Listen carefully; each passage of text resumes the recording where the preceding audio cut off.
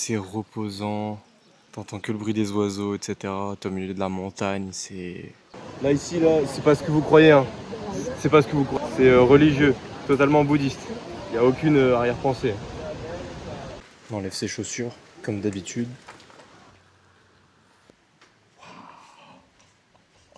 Et cet arbre, il a 500 ans, les gars. C'est très très différent, je me sens bien, de ouf. Là, on est en train de gravir, il y a à peu près 1000 marches pour aller jusqu'au temple Honmonsa, c'est ça. On a un beau temps, il fait beau, il pleut pas. Ça a l'air magnifique une fois que tu arrives au sommet. Enfin, au sommet, entre guillemets, au temple, quoi.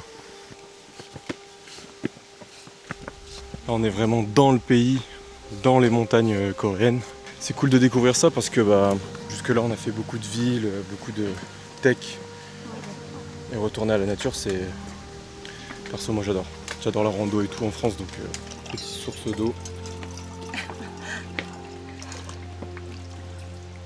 Pour repartir de plus belle.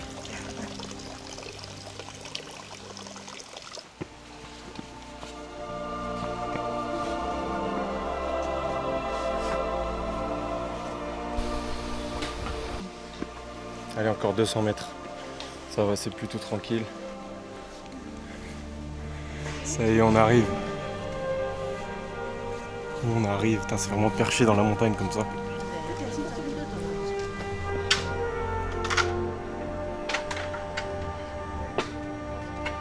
Bah les gars, comme ça, perché au milieu de la montagne,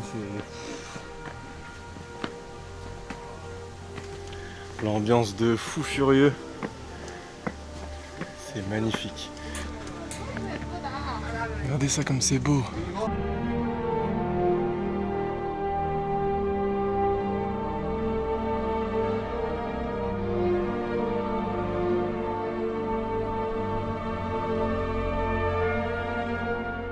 Ça, c'est les plus beaux toilettes du monde, les gars. Je vais lâcher mon meilleur pipi ici. Ah, vous avez la vue la plus magnifique du monde pour pisser, quoi. Ok, les gars, là, du coup, on vient de faire la prière à Bouddha. Je vais vous montrer vite fait.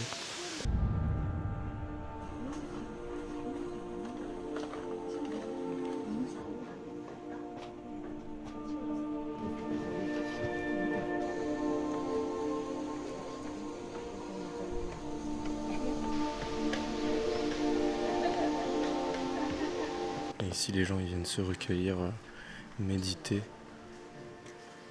ou faire les prières comme on vient de faire à Bouddha directement. Et le cadre est très calme, très magnifique. C'est pour ça que je parle pas trop fort. Les gens là-bas, ils prient, donc ils font la prière de Bouddha 108 fois. Donc tu dois te mettre à genoux, prier, tu te relèves, tu te remets à genoux. Ils font ça 108 fois. C'est exceptionnel. Dans la petite grotte juste là-bas, là. Ils font ça. Ensuite, tu peux aller prier aussi également ici. Tu montes et là-haut, tu peux faire un seul vœu. Mais pas un vœu cliché, genre je veux gagner au loto. Un vœu bien spécifique.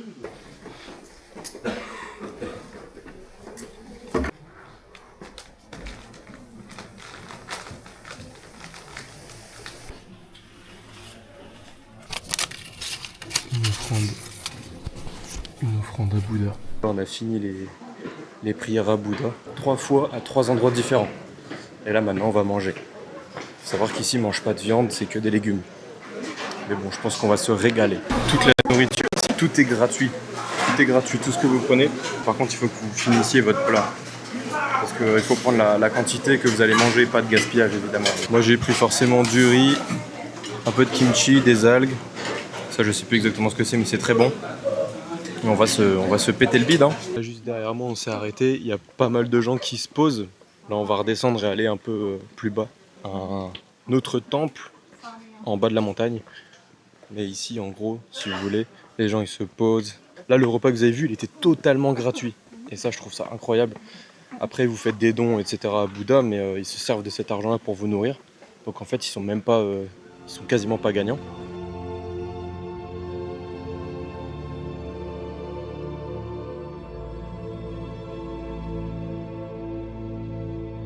Et en fait, vous pouvez faire des genres de stages. Vous payez pour plusieurs jours et vous vivez avec les moines.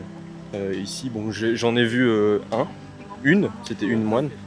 Parce qu'ici, il pas mal de femmes moines, des nonnes plutôt, des nonnes vous payez. Et, vous vivez avec les nonnes, les moines. Vous dormez dans le temple, etc. Le jour, vous nettoyez le temple, vous allez marcher avec eux. Ils vous apprennent vraiment les valeurs d'ici. C'est un truc que j'aimerais vachement faire, genre un mois par exemple. Ça pourrait être sympa d'aller essayer de le faire et d'en faire une vidéo. Il y a beaucoup de verdure dans la forêt, tout ça. Moi, comme je vous disais, j'adore traîner du côté des Alpes, de faire des randos, etc. Mais alors là, c'est en plein milieu de la forêt tropicale. Ici, vous avez un temple comme ça au milieu de nulle part, c'est exceptionnel. On est en plein milieu de la montagne, les gars. Il y a quand même la 5G.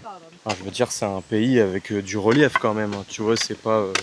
En France, nous, on a quelque chose de très très plat. On a des connexions de merde avec les opérateurs. Ici, avec SKT, en plein milieu de la montagne, entouré d'autres montagnes, donc dans une genre de cuve avec un temple, tu captes la 5G. Je sais pas si on se rend compte de la perf. Je prends l'exemple de Valorcine par exemple, le Mont Buet dans les Alpes. T'as pas un pet de connexion, hein, c'est une catastrophe. Ici, même en pleine montagne, il y a des relais 5G. Quoi. Je vous mens pas, hein. 5G. 5G dans une cuvette comme ça. On est descendu un petit peu et là on arrive au main temple de Honmongsa. C'est beaucoup plus grand.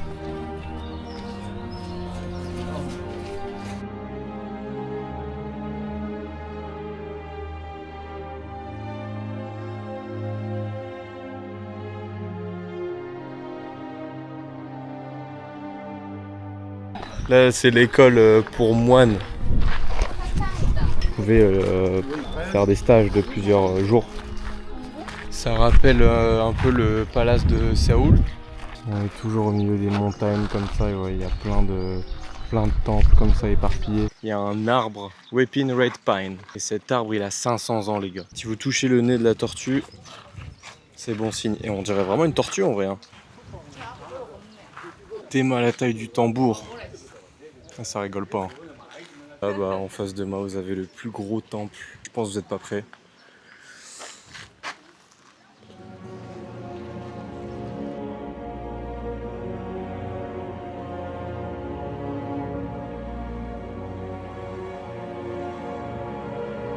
On enlève ses chaussures comme d'habitude. Et on salue.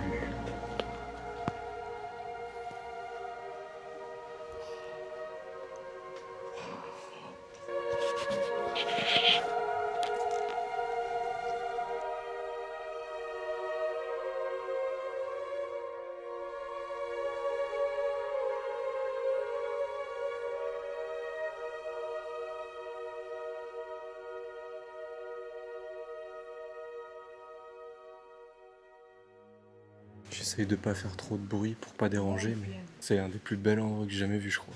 Genre vraiment. C'est tellement beau. Vous avez vu les temples ici, ça rigole vraiment pas. Hein. C'est... J'ai pas les mots. Surtout quand on est rentré à l'intérieur, là j'essaie de pas trop faire de bruit parce que bah pour respecter les gens qui méditent, etc. Mais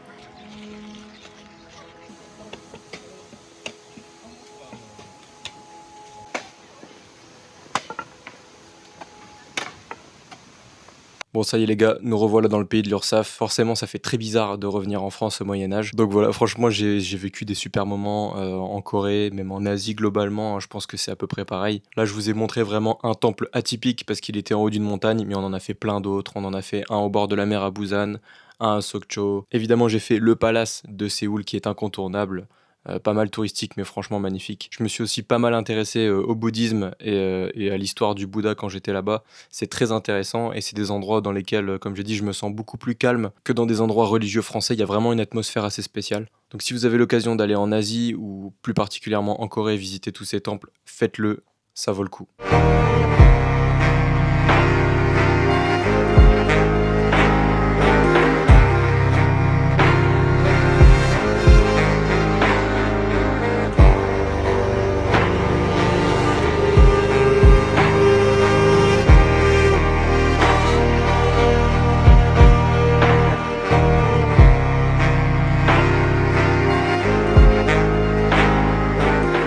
Après avoir été dans un endroit comme ça, je vous préviens, si vous vous abonnez pas à la chaîne, ça va chier.